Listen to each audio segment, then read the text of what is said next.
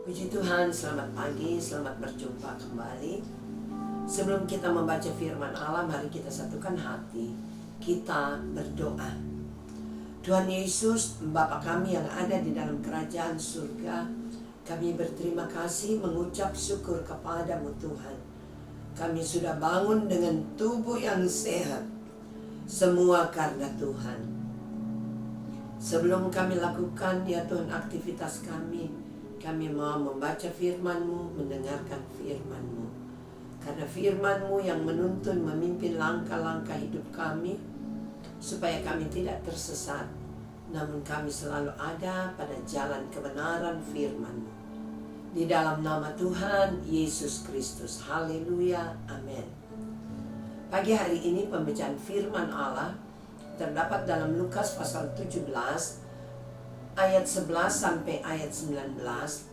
Namun saya hanya membaca mulai dari ayat yang ke-14 sampai ayat yang ke-19.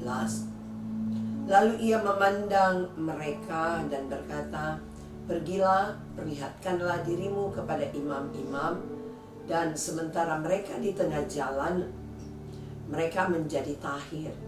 Seorang dari mereka ketika melihat bahwa ia telah sembuh, kembali sambil memuliakan Allah dengan suara nyaring. Lalu tersungkurlah di depan kaki Yesus dan mengucap syukur kepadanya. Orang itu adalah seorang Samaria. Lalu Yesus berkata, "Bukankah ke-10 orang tadi semuanya telah menjadi tahir? Di manakah yang 9 orang itu? Tidak adakah di antara mereka yang kembali untuk memuliakan Allah selain daripada orang asing ini?" Lalu ia berkata kepada orang itu, "Berdirilah dan pergilah, imanmu telah menyelamatkan engkau." Bapak Ibu Saudara, ini peristiwa ke-10 orang kusta yang telah disembuhkan.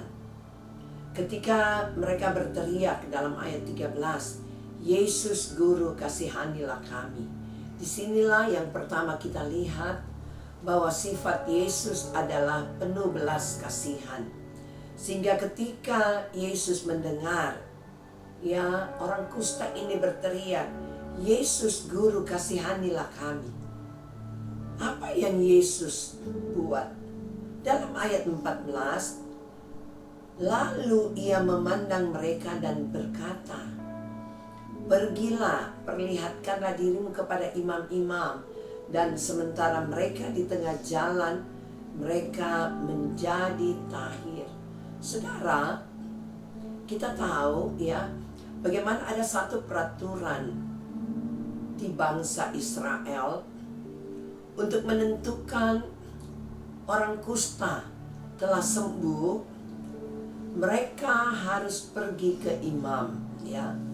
Mereka harus perlihatkan diri mereka kepada imam-imam. Apakah mereka itu sudah menjadi tahir atau mereka sudah menjadi sembuh. Dan peraturan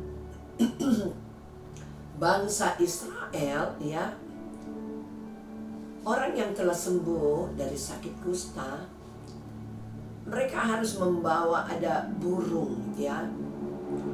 Dan ada persyaratan-persyaratan. Sebab itu ketika Yesus katakan, "Perlihatkan dirimu kepada imam-imam," dan mereka sementara di jalan telah menjadi sembuh, ini menunjukkan bahwa mereka ya percaya bahwa Yesuslah yang menyembuhkan. Namun hanya satu orang yang kembali memuliakan Tuhan. Satu orang yang kembali ya tersungkur di depan kaki Yesus dan mengucap syukur. Nah, orang ini adalah orang Samaria. Kita tahu bersama bahwa orang Samaria dianggap adalah orang asing. Orang yang belum percaya. Namun ketika dia melihat Yesus, dan tentunya dalam perjalanan Yesus ya, banyak Yesus lakukan mujizat, dan orang Samaria ini telah dengar bahwa banyak hal yang Yesus buat. Orang sakit menjadi sembuh, orang lumpuh menjadi sembuh. Sebab itu orang Samaria ini tahu ketika dia datang kepada Yesus pasti mengalami kesembuhan. Namun berbeda dengan 9 orang ini. Mereka telah mendapatkan kesembuhan, tetapi mereka lupa. Mereka tidak berterima kasih. Mereka tidak kembali kepada Yesus berterima kasih. Namun hanya orang Samaria ini yang Yesus katakan dalam ayat yang ke-17. Lalu Yesus berkata, bukankah ke-10 orang tadi semuanya telah menjadi tahir? Di manakah yang 9 orang itu? Nah, di sini kita lihat bahwa satu orang ini merupakan contoh bagi kita bahwa ketika kita banyak mengalami pertolongan Tuhan, jangan kita lupa kepada Tuhan. Ini merupakan teguran kepada kita yang dikatakan orang percaya. Namun seringkali kita tidak memperhitungkan apa yang Tuhan telah buat kepada kita. Kita hanya memperhitungkan hal-hal yang besar. Namun ada hal-hal yang kecil yang kita telah alami. Kita tidak mengucap syukur. Pagi hari ini, mari ini satu contoh. Apapun yang kita telah alami, itu mungkin kita anggap sepele, tapi jangan lupa kepada Tuhan. Kita mau memuliakan Tuhan dengan suara nyaring, untuk berterima kasih, untuk mengucap syukur. Datang seperti orang kusta ini, dia tersungkur di depan kaki Yesus.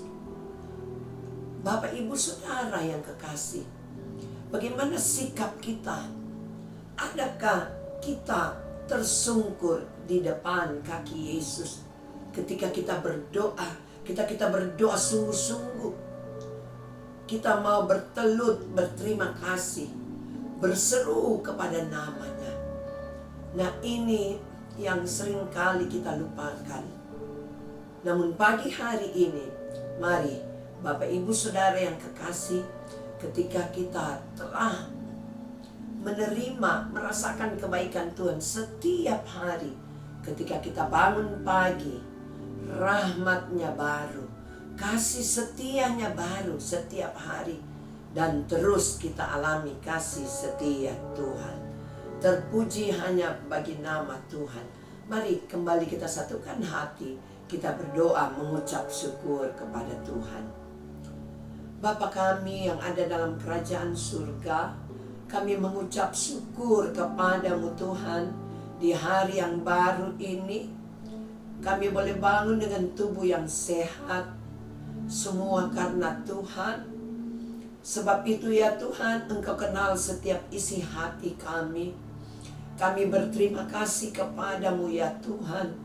Sebab Engkau sanggup melakukan perkara-perkara yang luar biasa di dalam hidup kami.